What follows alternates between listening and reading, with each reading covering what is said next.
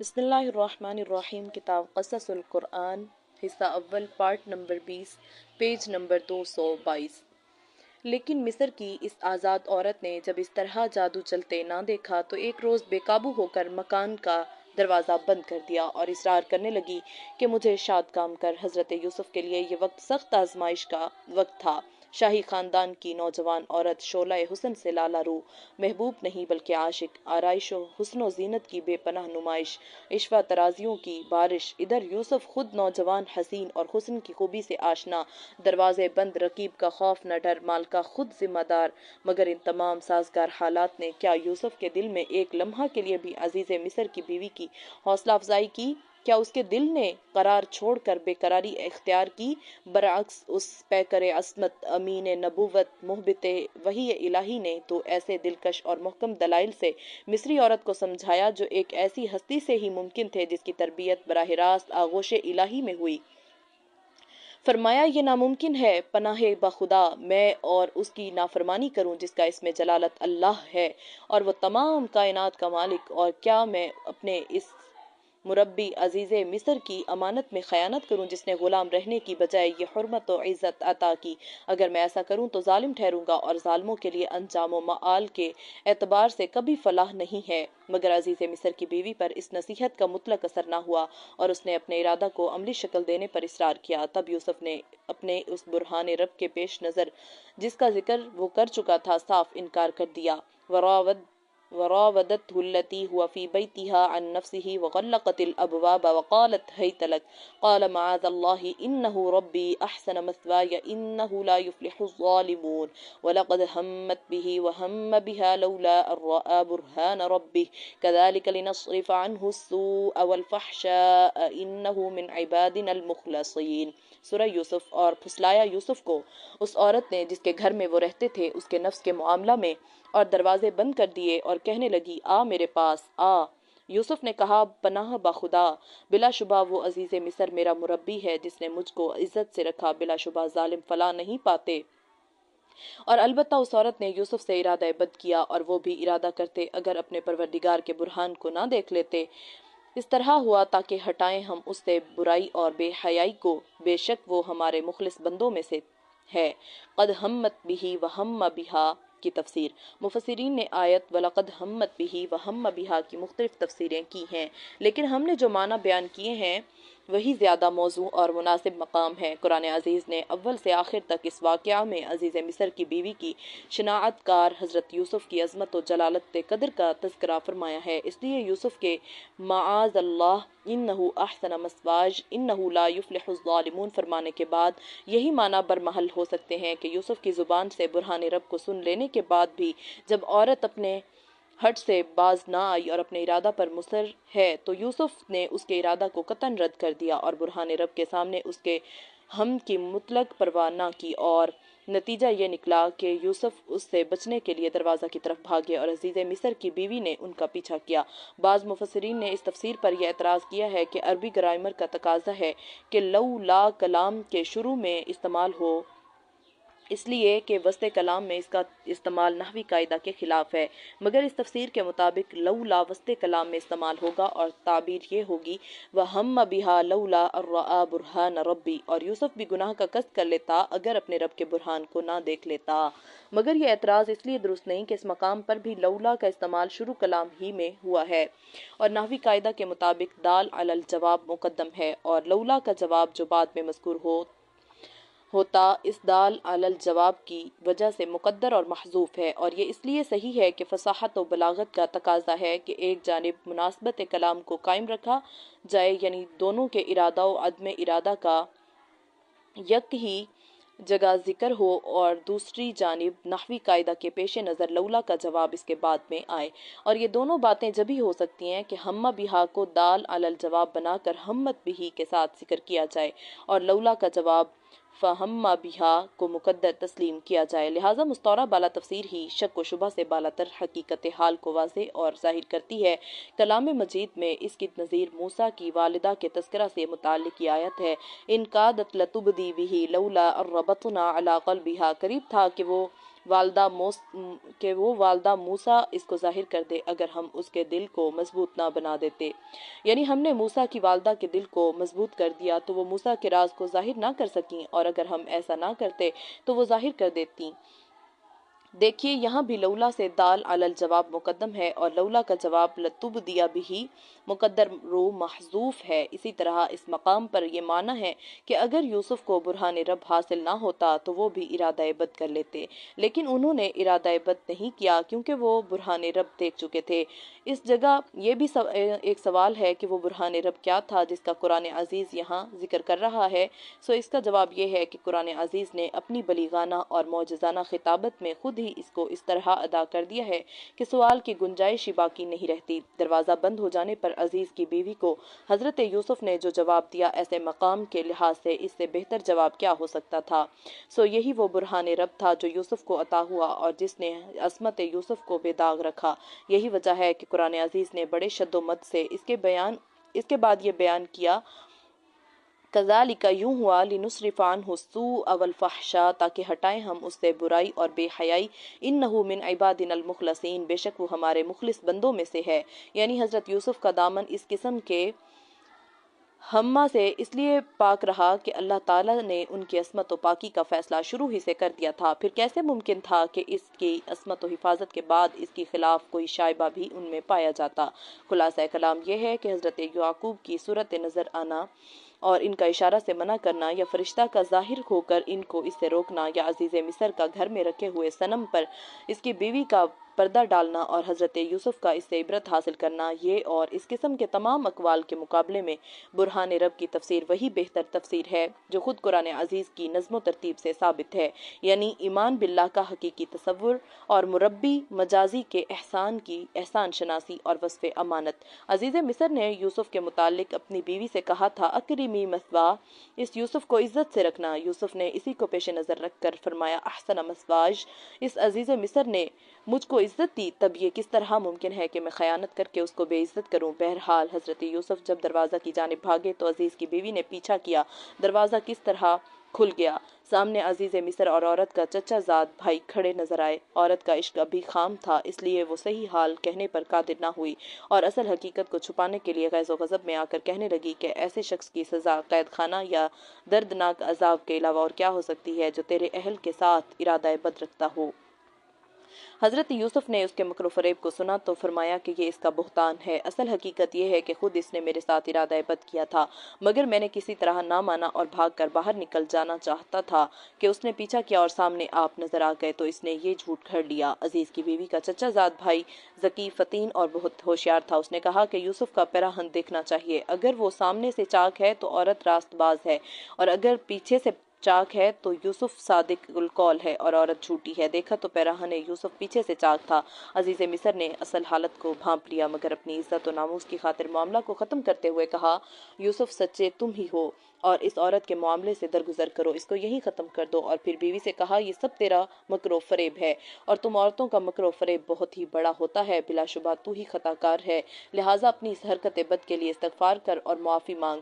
قالت ما جزاء من اراد بأهلك سوءا الا ان يسجن او عذاب اليم قال هي راودتني عن نفسي وشهد شاهد من اهلها ان كان قميصه قد من قبل فصدقت وهو من الكاذبين وان كان قميصه قد من دبر فكذبت وهو من الصادقين فلما رأى قميصه قد من دبر قال انه من كيدكن ان كيدكن عظيم یوسف اعرض عن هذا واستغفری لذنبک انک کنت من الخاطئین۔ سورہ یوسف کہنے لگی، اس شخص کی کیا سزا ہے جو تیرے اہل کے ساتھ برائی کا ارادہ رکھتا ہو، مگر یہ کہ قید کر دیا جائے یا دردناک عذاب میں مبتلا کیا جائے۔ یوسف نے کہا، اسی نے مجھ کو میرے نفس کے بارے میں پھسلایا تھا اور فیصلہ کیا عورت ہی کے گھرانے کے ایک شخص نے کہ اگر پیراہن یوسف سامنے سے چاک ہے تو عورت سچی ہے اور یوسف جھوٹا، اور اگر پیچھے سے چاک ہے تو عورت کاذب ہے اور یوسف صادق۔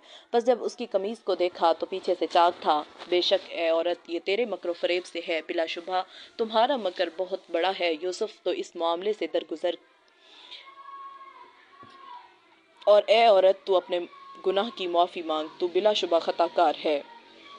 अजीज़ मिस्र ने अगर फजीहत और रुसवाई से बचने के लिए इस मामले को यहीं पर ख़त्म कर दिया, मगर बात पोशीदा ना रह सकी और शुदा शाही ख़ानदान की औरतों में ये चर्चा होने लगा कि अजीज़ मिस्र की बीवी किस कदर बेहया है कि अपने ग़ुलाम पर रीछ गई। इतने बड़े मर्तबा की औरत और ग़ुलाम से इख्तलात का इरादा, आहिस्ता आहिस्ता ये खबर अजीज़ की बीवी तक भी पहुँच गई। इसको ये तान बेहद शाक गुजरा और उसने चाहा कि इसका इंतकाम ले, और ऐसा इंतकाम ले कि जिस बात पर वो मुझ पर तान करती हैं उसी में उनको भी मुब्तला किया जाए। ये सोचकर एक रोज़ उसने शाही खानदान और आमाइदीन शहर की औरतों को दावत दी। जब सब दस्तरखान पर बैठ गईं, सब ने खाना खाने के लिए छुरियां हाथ में ले लीं। तब उससे गोश्त या तरंज जैसी चीज़ों को काटें। तब अजीज़ की बीवी ने हज़रत यूसुफ को हुक्म दिया कि वो बाहर आएं। हज़रत यूसुफ मालका के हुक्म से बाहर निकले तो तमाम औरतें जमाल यूसुफ को देखकर हैरान रह गईं और रुख अनवर की तजल्ली और ताबानी से इस कदर मुतासिर हुईं कि चीज़ें काटने की बजाय छुरियों से हाथ काट लिए और बेसाख्ता कहने लगीं कि कौन कहता है कि ये इंसान है, बखुदा ये तो नूर का पुतला और बुजुर्ग फरिश्ता है। ये देखकर अजीज़ की बीवी बेहद महसूस हुई और अपनी कामयाबी और उनकी शिकस्त पर फख्र करते हुए कहने लगी, यही तो वो गुलाम है जिसके इश्क व मोहब्बत के बारे में तुमने मुझको मतऊन कर रखा है और तीर मुलामत का निशाना बनाया हुआ है। अब इसको देखकर ये तुम्हारा हाल है। बताओ, मेरा ये इश्क बेजा है या बजा, और तुम्हारी मुलामत बेमहल या बामहल। वक़ाल निस्वतुन फिल मदीनति इम्रअतुल अज़ीज़ तुराविदु फ़ताहा अन नफ्सिही قد شغفها حبا إنا لنراها في ضلال مبين فلما سمعت بمكرهن أرسلت إليهن وأعتدت لهن متكأ وآتت كل واحدة منهن سكينا وقالت اخرج عليهن فلما رأينه أكبرنه وقطعن أيديهن وقلن حاش لله ما هذا بشرا إن هذا إلا ملك كريم قالت فذلكن الذي لمتنني فيه سورہ یوسف رکوع 4۔ اور جب اس معاملے کا چرچا پھیلا تو شہر کی بعض عورتیں کہنے لگیں، دیکھو عزیز کی بیوی اپنے غلام پر ڈورے ڈالنے لگی کہ اسے رجھا لے، وہ اس کی چاہت میں دل ہار گئی، ہمارے خیال میں تو وہ صریح بد چلنی میں پڑ گئی۔ بس جب عزیز کی بیوی نے ان عورتوں کے مکر کو سنا تو ان کو بلا بھیجا اور ان کے لیے مسندیں آراستہ کیں اور دستور کے موافق ہر ایک کو ایک ایک چھری پیش کر دی۔ پھر یوسف سے کہا کہ ان سب کے سامنے نکل آؤ۔ جب یوسف کو ان عورتوں نے دیکھا تو اس کی بڑائی کی قائل ہو گئیں، انہوں نے اپنے ہاتھ کاٹ لیے اور بے اختیار پکار اٹھیں، یہ تو انسان نہیں ہے، ضرور ایک فرشتہ ہے، بڑے مرتبے والا فرشتہ۔ عزیز کی بیوی بولی، تم نے دیکھا یہ ہے وہ آدمی جس کے بارے میں تم نے مجھے تانے دیے۔ عزیز کی بیوی نے یہ بھی کہا کہ بے شک میں نے اس کا دل اپنے قابو میں لینا چاہا تھا مگر وہ بے قابو نہ ہوا، مگر میں یہ کہہ دیتی ہوں کہ اگر اس نے میرا کہا نہ مانا تو یہ ہو کر رہے گا کہ وہ قید کیا جائے اور بے عزتی میں پڑے۔ حضرت یوسف نے جب یہ سنا اور پھر عزیز کی بیوی کے علاوہ اور سب عورتوں کے چلتر اپنے بارے میں دیکھے تو اللہ تعالیٰ کے حضور میں دست بدعا ہوئے اور کہنے لگے، خدایا جس بات کی جانب یہ عورتیں بلا رہی ہیں اس کے مقابلے میں مجھے قید میں رہنا کہیں زیادہ پسند ہے۔ اگر تو نے میری مدد نہ کی اور مجھ کو ان مکاریوں سے نہ بچایا تو عجب نہیں کہ میں ان کی جانب مائل ہو جاؤں اور نادانوں میں سے بن جاؤں۔ یوسف کی دعا درگاہ الہی میں قبول ہوئی اور اللہ نے ان عورتوں کے سب مکر و فریب دفع کر دیے اور کامیابی کا سہرا یوسف ہی کے سر رہا۔ قال رب السجن أحب إلي مما يدعونني إليه وإلا تصرف عني كيدهن أصب إليهن وأكن من الجاهلين فاستجاب له ربه فصرف عنه كيدهن إنه هو السميع العليم۔ سورہ یوسف رکوع 4۔ یوسف نے کہا، اے میرے پروردگار، جس بات کی طرف یہ مجھ کو بلاتی ہے مجھے اس کے مقابلہ میں قید خانہ زیادہ پسند ہے، اور اگر تو نے ان کے مکر کو مجھ سے نہ ہٹا دیا اور میری مدد نہ کی تو میں کہیں ان کی جانب جھک نہ جاؤں اور نادانوں سے نہ ہو جاؤں۔ پس اس کے رب نے اس کی دعا قبول کی اور اس سے ان کا مکر ہٹا دیا، بے شک وہ سننے والا جاننے والا ہے۔ اس واقعہ میں مذکور ہے قطعن ایدیہن، ان عورتوں نے اپنے ہاتھ کاٹ لیے۔ عام طور پر مفسرین اس کی تفسیر یہ کرتے ہیں کہ جمال یوسف سے مدہوش ہو کر واقعی یہ حالت ہو گئی تھی کہ ان کو اپنے بدن کا ہوش نہ رہا اور کاٹنے والی چیز کی بجائے ہاتھوں کو کاٹ لیا۔ مگر بعض مفسرین عصر مولانا آزاد ترجمان القرآن سورہ یوسف نے اس تفسیر کو صحیح نہیں سمجھا۔ اس کے نزدیک مصری عورتوں کا یہ بھی تریاچر تھا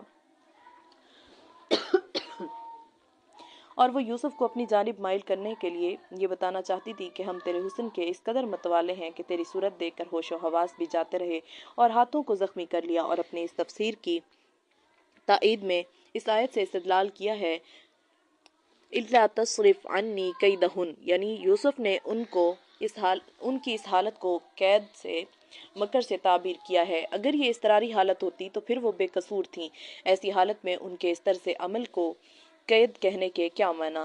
نیز جب یوسف کو شاہ مصر نے زندان سے نکالنے کا حکم دیا ہے تو اس وقت بھی حضرت یوسف نے یہ فرمایا تھا کہ فَاسْأَلْهُ مَا بَالُ النِّسْوَةِ اللَّاتِي قَطَّعْنَ أَيْدِيَهُنَّ إِنَّ رَبِّي بِكَيْدِهِنَّ عَلِيمٌ۔ یوسف رکوع 7 پس تو بادشاہ سے جا کر دریافت کر کے ان عورتوں کا معاملہ کیا تھا جنہوں نے اپنے ہاتھ کاٹ لیے تھے، بلا شبہ میرا رب ان کے مکر سے خوب واقف ہے۔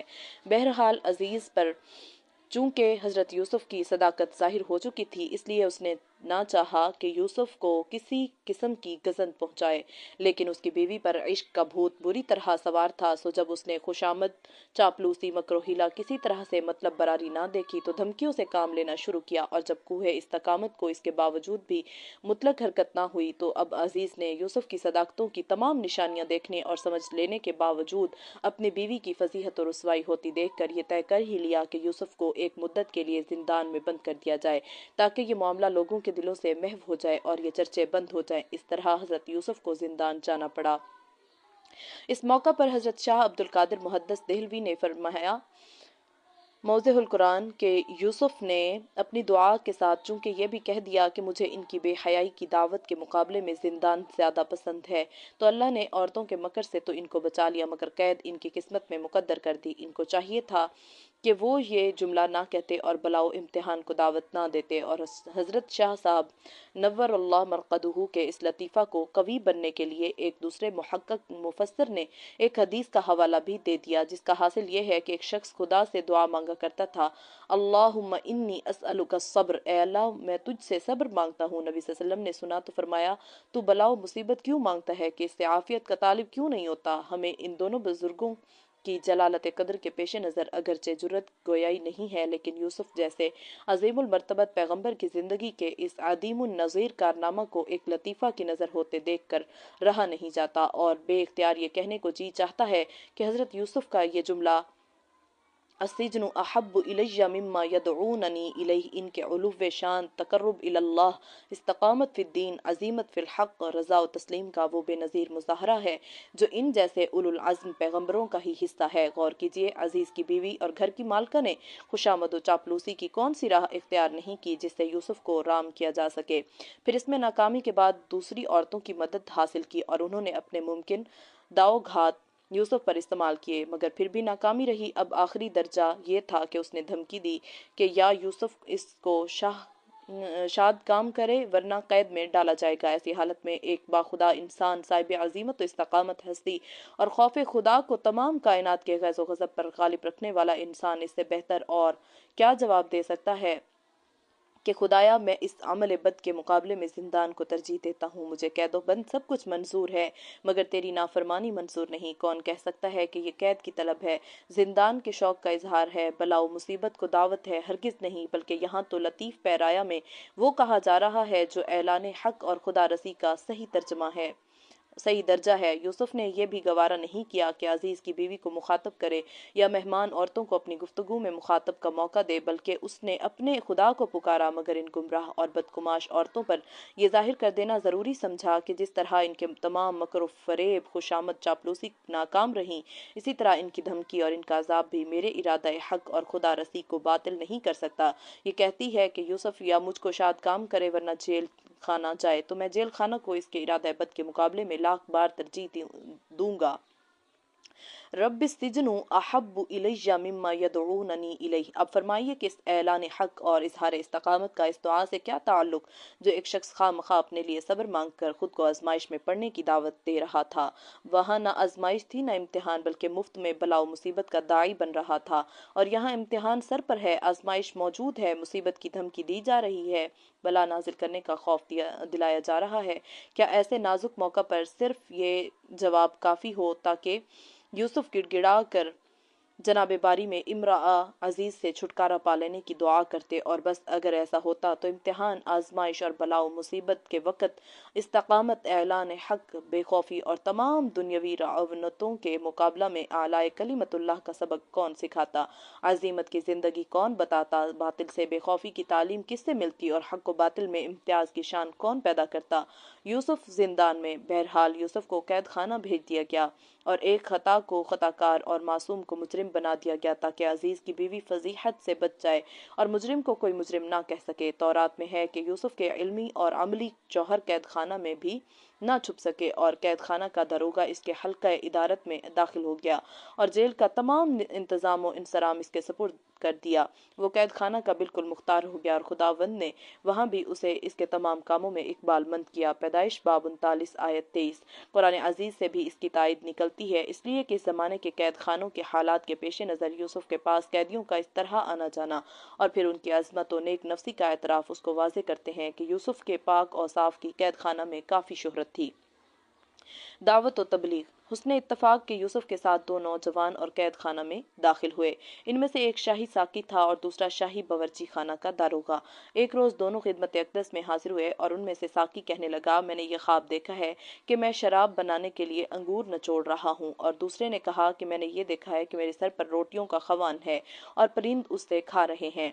हज़रत यूसुफ नबी ज़ादा थे। इस्लाम की तबलीग का ज़ौक़ उनके रेशा रेशा में पवस्त था।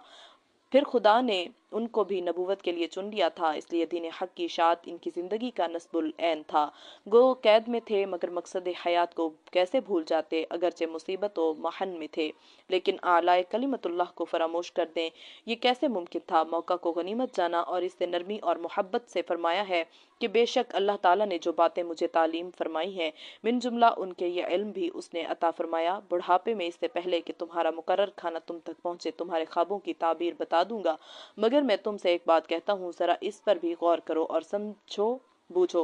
मैंने उन लोगों की मिल्लत को इख्तियार नहीं किया जो अल्लाह पर ईमान नहीं रखते और आखिरत के भी मुनकर हैं। मैंने अपने बाप दादाओं यानी इब्राहीम, इसहाक और याकूब की मिल्लत की पैरवी की है। हम ऐसा नहीं कर सकते कि अल्लाह ताला के साथ किसी चीज़ को भी शरीक ठहराएं। यह अल्लाह का एक फजल है जो उसने हम पर और लोगों पर किया है, लेकिन अक्सर लोग इस नेमत का शुक्र अदा नहीं करते। ए दोस्तों, तुमने इस पर भी गौर किया जुदा जुदा माबूदों का होना बेहतर है या अल्लाह का जो यकता और सब पर गालिब है। तुम इसके अलावा जिनकी इबादत भी करते हो उनकी हकीकत इससे ज़्यादा कुछ नहीं कि चंद नाम है जिनको तुम्हारे बाप दादा ने घर लिया। अल्लाह ताला ने उनके लिए हरगिज़ कोई सनत नहीं उतारी। हुकूमत तो सिर्फ अल्लाह की है। उसने ये हुक्म दिया कि इसके सिवाय किसी की इबादत ना करो, यही सीधा दीन है, मगर अक्सर आदमी नहीं जानते।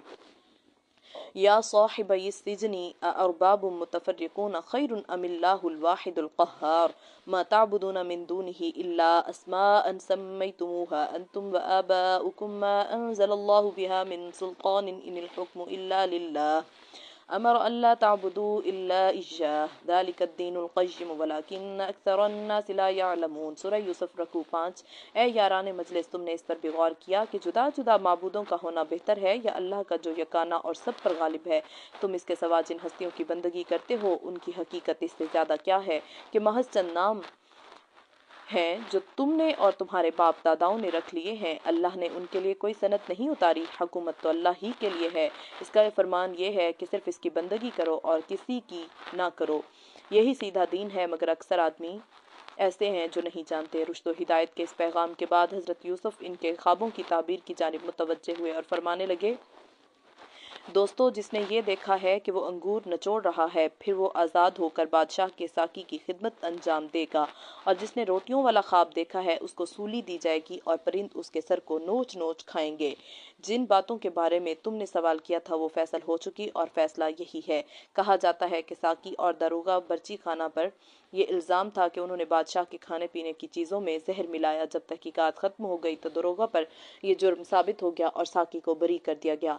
हज़रत यूसुफ जब ताबीर ख्वाब से फारिग हो गए तो साकी से ये समझ कर के वो निजात पा जाएगा फरमाने लगे, उस्कुरनी इंद रब्बिक, अपने बादशाह से मेरा जिक्र करना। साकी जब रिहा हो गया तो उसको अपनी मशगूलियतों से کچھ یاد بھی نہیں رہا کہ زندان میں کیا وعدہ کرایا تھا، اور شیطان نے اس کے دماغ سے یہ سب بھلا دیا، اور اس طرح چند سال تک یوسف کو قید خانے ہی میں رہنا پڑا۔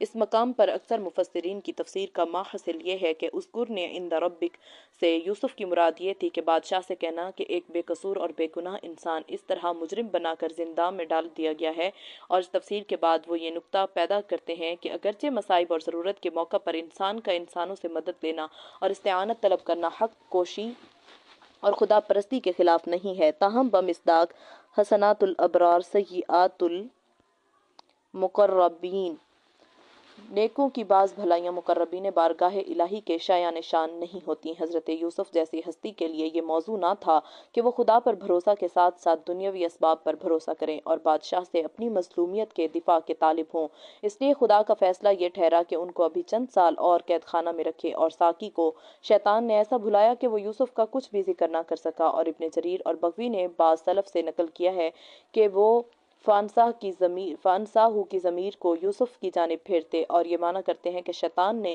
یوسف کو بھلا دی کہ ان کا بادشاہ کی مدد کے لیے ساقی سے کہنا ناموزوں ہے، مگر ابن کثیر نے اس کو سختی کے ساتھ رد کر دیا اور اس تفسیر کو غلط ثابت کر دیا۔ تفسیر ابن کثیر سورہ یوسف آئندہ سطور میں تورات سے اس سلسلہ میں جو نقل کیا گیا ہے، ایسا معلوم ہوتا ہے کہ اس تفسیر کی بنیاد اس پر رکھی گئی ہے۔ اس تفسیر کے برعکس بعض مفسرین فرماتے ہیں کہ اس جملہ کا مطلب یہ ہے کہ حضرت یوسف نے فرمایا کہ بادشاہ کے سامنے میرا ذکر کرنا کہ ایسا ایک شخص ہم کو اس طرح دین حق کی تلقین کرتا ہے اور وہ اپنی ملت کو ہماری ملت سے جدا بتاتا اور اس پر بہترین دلائل دیتا ہے۔ اور اس تفسیر کی صحت کے لیے قرینہ یہ بیان کرتے ہیں کہ اس موقع پر قرآن عزیز میں یوسف اور ان دو شخصوں کے درمیان صرف دو ہی باتوں کا تذکرہ پایا جاتا ہے، ایک دعوت و تبلیغ اسلام کا اور دوسرا تعبیر خواب کا، اور اس کی تیسری خواب کا اور اس کی تعبیر کا، تیسرا کسی بات کا اشارہ تک نہیں، یعنی کسی اشارہ اور کنایہ سے بھی یہ ظاہر نہیں ہوتا کہ حضرت یوسف نے ان ہر دو اشخاص کے سامنے اپنا قصہ بیان کیا ہو اور ان کی توجہ اس طرف مبذول کرائی ہو۔ پھر بغیر ذکر سابق کے اس طرح اذکرنی عند ربک میں اجمال کے کیا معنی؟ علاوہ ازیں اگر حضرت یوسف کے زندان سے باہر آنے کی طلب و جستجو کا یہ حال تھا تو جب ساقی کے یاد آنے اور بادشاہ کے خواب کی تعبیر دینے کے بعد بادشاہ نے ان کی رہائی کا حکم دے دیا تو کیوں فوراً باہر نہ نکل آئے اور تفتیش حال کا مطالبہ کیوں کیا؟ یہ تو رہائی کے بعد ہی ہو سکتی تھی اور عصمت بے گناہی کا فیصلہ باہر آ کر بھی کیا جا سکتا تھا۔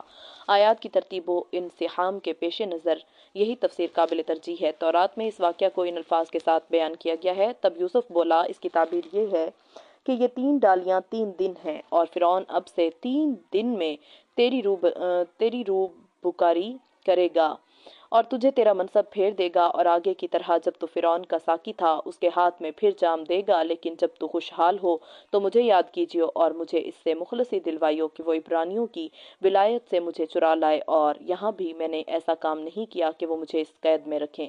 پیدائش باب 40 آیت 12 تا 15۔ فرعون کا خواب۔ حضرت یوسف کا یہ واقعہ فراعنہ مصر کے زمانہ سے تعلق رکھتا ہے۔ یہ خاندان شاہی نسلی اعتبار سے عمالقہ میں سے تھا۔ مصر کی تاریخ میں ان کو ہکسوس کے نام سے تعبیر کیا گیا ہے اور ان کی اصلیت کے متعلق کہا گیا ہے کہ یہ چرواہوں کی ایک قوم تھی۔ جدید تحقیقات سے پتہ چلتا ہے کہ یہ قوم عرب سے آئی تھی اور دراصل یہ عرب عاربہ ہی کی ایک شاخ تھی۔ نیز قدیم قبطی اور عربی زبانوں کی باہمی مشابہت ان کے عرب ہونے کی مزید دلیل ہے۔ ترجمان القرآن جلد 2 صفحہ 366۔ اور مصر کے مذہبی تخیل کی بنا پر ان کا لقب فرعون تھا۔ مصری مختلف دیوتاؤں کی پرستش کرتے تھے اور ان سے بلند تر آمن را تھا، اور عین ان سب سے بلند تر آمن را تھا، یعنی سورج دیوتا۔ نیز مصریوں میں الوہیت آمیز شاہی کا تصور بھی پوری طرح نشو و نما پا چکا تھا اور تاجداران مصر نے نیم خدا کی حیثیت اختیار کر لی تھی۔ ان کا لقب فارع اسی لیے ہوا کہ وہ را یعنی سورج دیوتا کے اوتار سمجھے جاتے تھے۔ ترجمان القرآن جلد 2 صفحہ 462۔ پھر یہی فارع عربی میں جا کر فرعون بن گیا، اس لیے کہ مصری دیوتاؤں میں سب سے بڑا اور مقدس دیوتا آمن را سورج دیوتا تھا اور بادشاہ وقت اس کا اوتار اور فارع کہلاتا تھا۔ یہی فارع عبرانی میں فارعن اور عربی میں فرعون کہلایا، اور اس زمانہ کے فرعون کا نام عرب مورخوں نے ریان بتایا ہے اور مصر میں آیونی کے نام سے موسوم ہے۔ بہرحال حضرت یوسف ابھی زندان ہی میں تھے کہ وقت کے فرعون نے ایک خواب دیکھا کہ 7 موٹی گائیں ہیں اور 7 دبلی گائیں موٹی کو نگل گئیں، اور 7 سرسبز شاداب بالیں ہیں اور 7 خشک بالوں نے سرسبز کو کھا لیا۔ بادشاہ صبح اٹھا تو پریشان خاطر تھا اور اس عجیب و غریب خواب سے حیران۔ فوراً دربار کے مشیروں سے اپنا خواب کہا اور خواب کی تعبیر چاہی۔ درباری بھی اس کو سن کر فکر و تردد میں پڑ گئے، اور جب حل نہ کر سکے تو اپنی درماندگی اور بیچارگی کو چھپانے کے لیے کہنے لگے، بادشاہ یہ خواب نہیں ہے بلکہ پریشان خیالات ہیں جن کا کوئی خاص مطلب نہیں۔ ہم سچے خواب کی تعبیر تو دے سکتے ہیں لیکن پریشان خیالات حل نہیں کر سکتے۔ بادشاہ کو درباروں کے اس جواب سے اطمینان نہ ہوا کہ اس اثناء میں ساقی کو اپنا خواب اور یوسف کی تعبیر کا واقعہ یاد آ گیا۔ اس نے بادشاہ کی خدمت میں عرض کیا کہ اگر کچھ مہلت دیجیے تو میں اس کی تعبیر لا سکتا ہوں، مجھے یہاں سے جانے کی اجازت دیجیے۔ بادشاہ کی اجازت سے وہ اسی قید خانے پہنچا اور حضرت یوسف کو بادشاہ کا خواب سنایا اور کہا کہ آپ اس کو حل کیجیے کیونکہ آپ سچائی اور تقدس کے پیکر ہیں، آپ ہی اس کو حل کر سکتے ہیں۔ اور کیا عجب ہے کہ جن لوگوں نے مجھے بھیجا ہے، جب میں صحیح تعبیر لے کر ان کے پاس واپس جاؤں تو وہ آپ کی حقیقی قدر و منزلت معلوم کر لیں۔ حضرت یوسف کا کمال صبر و استقلال اور جلالت قدر کا اندازہ کیجیے۔ ساقی کو نہ ملامت کی اور نہ برسوں تک بھولے رہنے پر جھڑکا، اور نہ عطائے علم میں بخل سے کام لیا، اور نہ یہ سوچا کہ جن ظالموں نے مجھ کو بے قصور زندان میں ڈالا ہے وہ اگر تباہ ہو جائیں اور اس خواب کا حل نہ پا کر برباد ہو جائیں تو اچھا ہے، ان کی یہی سزا ہے۔ انہیں ایسا کچھ بھی نہیں کیا بلکہ اسی وقت خواب کی تعبیر دی اور اپنی جانب سے اس سلسلہ میں صحیح تدبیر بھی بتلا دی اور ساقی کو پوری طرح مطمئن کر دیا۔ فرمایا اس خواب کی تعبیر اور اس کی بنا پر جو کچھ تم کو کرنا چاہیے وہ ہے کہ تم 7 برس تک لگاتار کھیتی کرتے رہو گے اور یہ تمہاری خوشحالی کے سال ہوں گے۔ جب کھیتی کے کٹنے کا وقت آئے تو جس قدر مقدار تمہارے سال بھر کھانے کے لیے ضروری ہو اس کو الگ کر لو، اور باقی غلہ کو ان کی بالوں ہی میں رہنے دو تاکہ محفوظ رہے اور گلے سڑے نہیں۔ اس کے بعد 7 برس بہت سخت مصیبت کے آئیں گے اور وہ تمہارا جمع کیا ہوا تمام ذخیرہ ختم کر دیں گے۔ اس کے بعد پھر ایک برس آئے گا کہ خوب پانی برسے گا، کھیتیاں ہری بھری ہوں گی اور لوگ پھلوں اور دانوں سے عرق اور تیل بہتات کے ساتھ نکالیں گے۔ یعنی موٹی گائیں اور بالیں خوشحالی کے سال ہیں اور دبلی گائیں اور بالیں خشک سالی کے برس جو خوشحالی کی پیداوار کو کھا جائیں گی۔